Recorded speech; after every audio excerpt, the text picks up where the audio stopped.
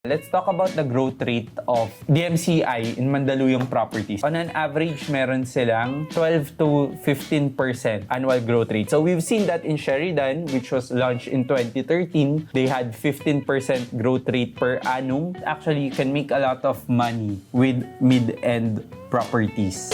I'll give it a 10 since the introductory price is very affordable for mid-end buyers. And secondly, its accessibility to other CBDs like going to Makati or what we call the 9-minute concept. Going to Makati, GC or Tigas. That's my take on it. In comparison to Sage, which is also in proximity to a lot of the central business districts, lalo na EDSA, adjacent siya na project, you have to move fast in terms of getting that lowest price. DMCI, nakafocus siya talaga sa affordable properties or affordable projects. And yung proximity ng each projects niya is hindi talaga nasa katabi ng commercial establishments. So, I've lived in Mandaluyong for around 16 years. So, I really like living here kasi may yung access to transportation mabilis, tapos nasa EDSA ka na palagi. So, lahat malapit.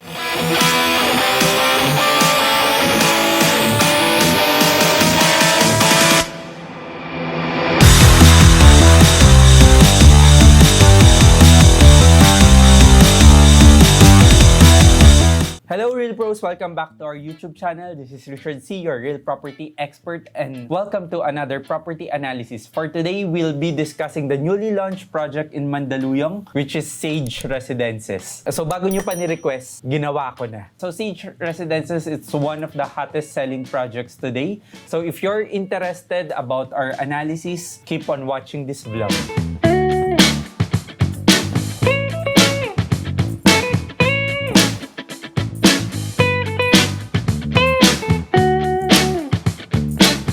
Okay, so for today, I have with me my broker. So first of all, newly passed licensed real estate appraiser and our evaluator, Margaret Co.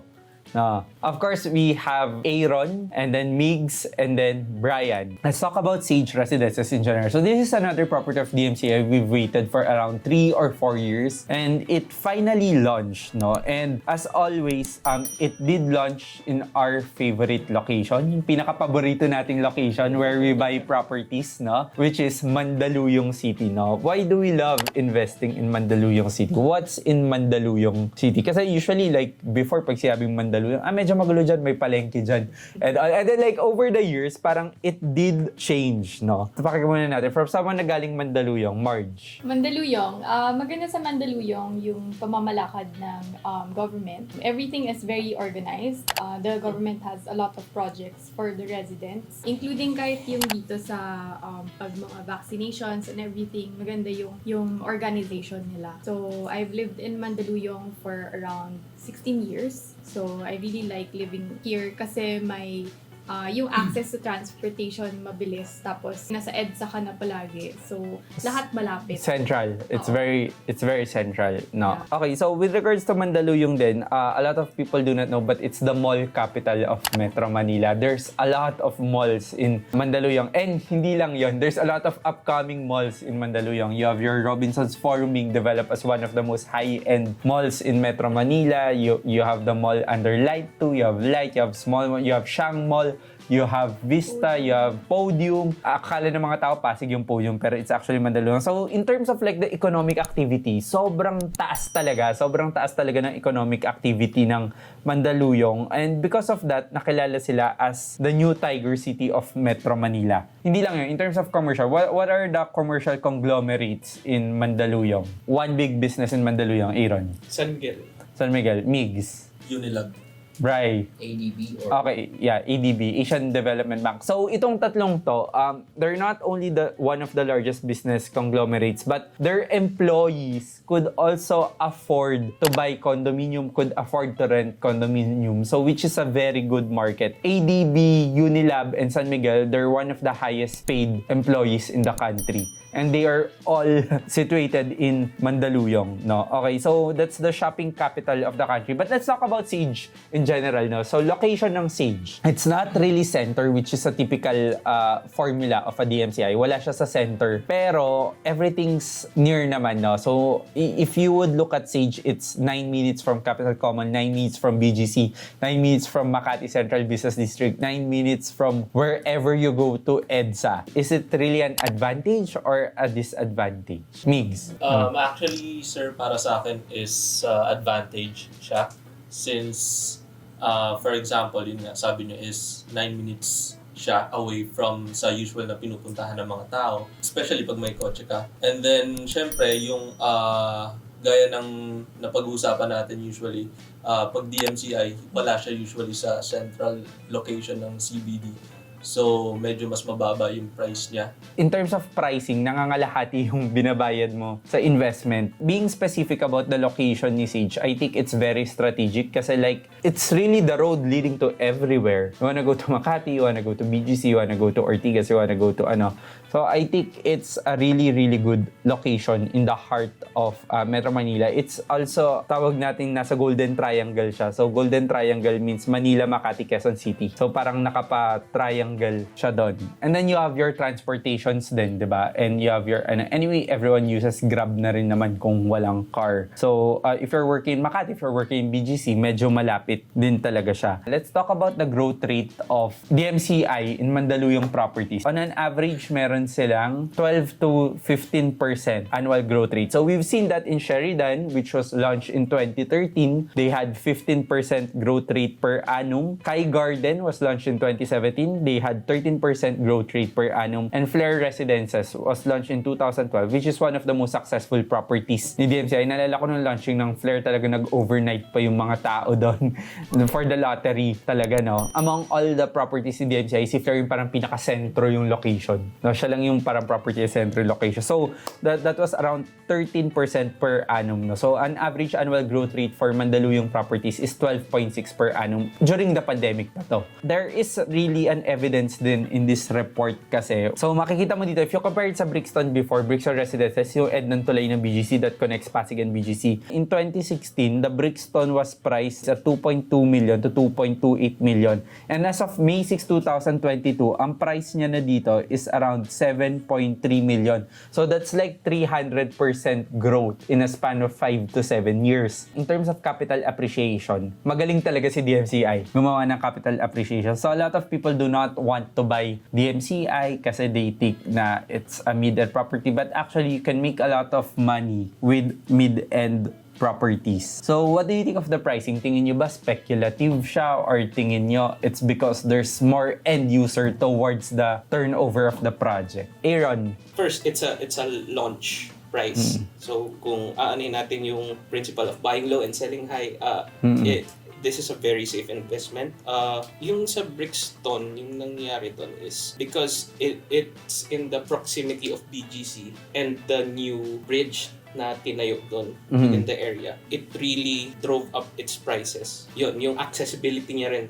The key factor there was it was accessible to not only BGC but also the Ortigas area. So, in a sense, in comparison to Sage, which is also in proximity to a lot of the central business districts, lalo na EDSA, adjacent siya na project, it can have the same effect with us compared to Brixton. Pero before naman kasi, when nilaunch yung Brixton, back then, there was no plan of the BGC Ortigas Bridge during that time. It's how you spot a potential of the investment rather than leveraging on what would happen to the area nung investment. And Sage is another case na hindi natin alam kung ano mangyayari sa area, but based on the economic patterns of Mandaluyong, based on the growth of Mandaluyong, there is a possibility for this one na magaya siya sa Brixton, historically speaking, na nag 300% up siya. Actually, Brixton was a giveaway investment. Let's say, even if 7 million yung price niya sa developer ngayon, how much yung na-close sa Brixton ngayon na one bedroom? One bedroom, mga 5 million. Mga 5 million. So, around 4 to 5 million for a one-bedroom unit in Brixton. So, that's still parang 200%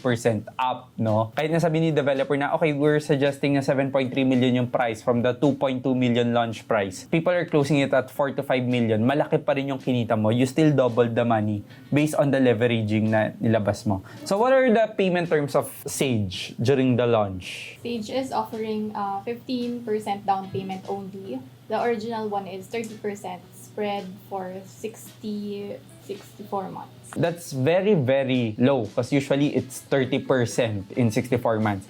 So this is a really good property for leveraging. Now, if you really wanna do a lot of capital appreciation, a lot of cash-on-cash return, again, there would always be an end user for DMCI property, which is good because ang ibig sabihin na nun, there would always be buyers at the end of your installment or at the end of your promotional term. Let's talk about the Lumivent design. Bri, what can you say about the Lumivent design with regards to Sage? Okay, honestly, their Lumivent design, when there is air passing through, no, it creates an airflow there. Pero the thing is, yung disadvantage kasi nun is that we have typhoons here in the Philippines. Malakas talaga yung hangin. And if you're living at the higher floors, you will really feel it. The advantage lang kasi is that we are also here in the Philippines during summertime. It's very hot outside. To save some money or what you call parang hindi mo na kailangan magbukas ng aircon, you just need to open up your windows, then you have some fresh air coming through your unit. I think dito, like, compared to their high-end property, dito naman, medyo mas fit naman din siya because it's a middle-end price property. And maganda yung pricing niya, no, per square meter. If you look at the pricing of DMCI Sage, here, a one-bedroom unit is only priced at 200,000 per square meter, which happens to be the most expensive per square meter. A two-bedroom unit is 132,000 per square meter, and a three-bedroom unit averages at around 180,000 per square meter. Pag bumili ka ng one-bedroom, pinakamahal talaga yung unit na binibili mo. It just looks affordable kasi smallish siya in terms of the cut. Pero pag inanalyze mo siya, 200,000 per square meter, one bedroom. So might as well just buy two-bedroom or three-bedroom unit. In terms of the pricing, so nag-average siya ng 150, 160 per unit. This is a very fair pricing, especially nasa at an all-time high tayo. Ang tataas ng mga pricing natin. For Mandaluyong alone, umabot ng 200 to 250,000 per square meter. I think it's really one of the most affordable property as of the moment. Pero one disadvantage din, like, is it doesn't really have much high rental yield. So what is the reason for DMCI having a low rental yield? Migs? DMCI, nakafocus siya talaga sa affordable properties or affordable projects. And yung proximity ng each projects niya is hindi talaga nasa katabi ng commercial establishments. Okay, so which lowers the rental yield, which is correct, no? DMCI talaga, they try to be as affordable as possible. So, ibig sabihin, yung rental mo rin, it's a bit lower than of yung mga nandun sa commercial area. Napansin ko rin na mas mababa yung rent sa DMCI properties compared sa other properties in a specific given area because it's much more affordable. But then again, if you're getting the price at a very low price and tumaas yung average rental per square meter, you might get a high yield. There is a possibility of getting a high yield. But I do suggest that we use Sage for capital appreciation. No. But then again, disclaimer lang, it still depends on the strategy, no, of which unit you choose, yung timing mo, yung price points mo. Well, if you got a unit during the launch price, then of course, rock bottom price siya because let's say you got a two-bedroom at around 9.3 million. It's between DMCI and you na you're not allowed to sell anything below 9.3 million. You can't dictate na, sige, 8.5 na lang because it was the price of DMCI eh. Unlike if you got the unit at around 12 million, for example, some would be selling at 10 million, some would be selling at 11 million, but no one would be selling lower than 9.3 million, which is the initial launch price of the property. Yun yung lowest of the lowest or rock bottom price. Eh. No one could ever sell below that one. No? And we don't pull down real estate prices in the Philippines. Okay, having said all of this, no, having said all the characteristics of Sage, which we think na we all agree na it's a very, very good investment. What is your rating in terms of the investment potential of Sage Residences as a property for capital appreciation, Bri? I'll give it a 10 since the introductory price is very affordable for mid-end buyers. And secondly, its accessibility to other CBDs like going to Makati or what we call the 9-minute concept, no? Going to Makati, BGC or Tigas. That's my take on it. Yung 9-minute concept na yun, that was based on my analysis. That was patterned after the 15-minute concept sa ibang bansa. Hindi yun sa marketing ni DMCI. Sa akin galing yun. Okay. Sa Real Pro galing yun. Real Pro facts yun. Okay. Migs? Para sa akin, sir, mga nasa around 9 siya. Okay. Dahil yun nga, yung historical data, annual growth rate ng different DMCI properties sa Mandaluyong, and then maganda rin yung promo niya as of now. Mas maganda talaga kumuha ngayon. And then yung price niya is hindi pa nagpa-price increase. Yeah, okay, so but you have to remember that historical growth does not guarantee the future growth rate of the property. No, para sa viewers natin. But okay, 9. Airon? For me, it's a 9.5. Okay. I agree with the others na it's a really good investment because it's a newly launched property, and yun yung pinakamababang price na makukuha natin right now.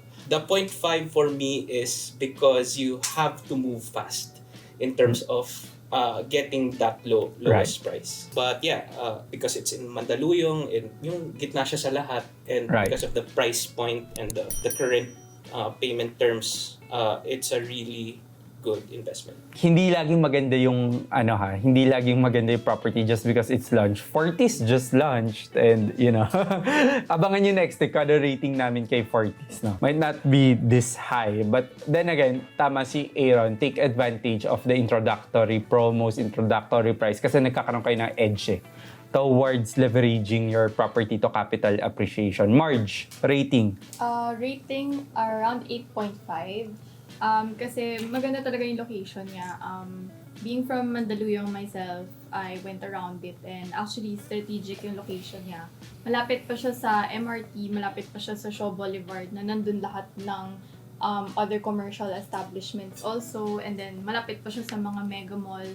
And as we know, if you live kahit anywhere closer to mega mall or Shangri-La, medyo mahal na talaga yung That's true. Yeah. yung lahat ng real estate. So this one is value for money. Nasa around less than 140,000 per square lang siya. I agree. Anywhere ka bumili near a major mall in the Philippines, you technically become successful because Philippines is a very consumer-driven country, no? In terms of talagang pumunta ka sa mall kahit weekday, ang daming tao. And may mga shopping bags din talaga.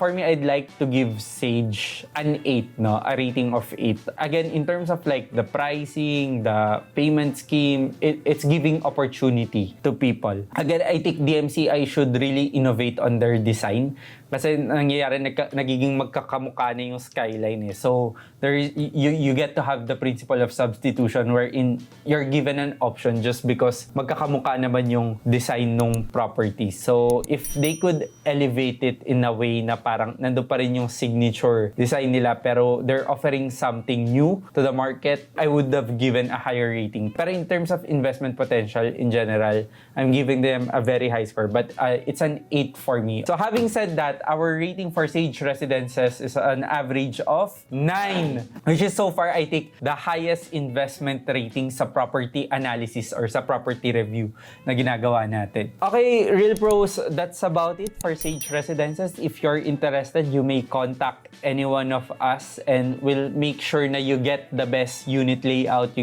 get the best type of unit, you get the best positioning for your investment. So just keep in touch with us if you're interested in investing in this property, and we would help you grow your capital appreciation. Again, full report is only available to our clients. Pro tip, you really have to move fast because opportunities rarely happen these days. Parang ang tagal namin nag-antay ng property na sobrang okay for capital appreciation, sobrang okay for leveraging. So we've waited so long, no? Kasi yung mga previously launched property, medyo it's been a while na rin. And you rarely see properties like this talaga. I think you really have to take advantage. So again, Real Pros, thank you very much for joining me. If you haven't subscribed, please do. Please also give me some thumbs up if you did enjoy this video. And if you have property requests, please comment it down below. Again, this is Richard C., your real property expert, and I'll see you next time. Bye!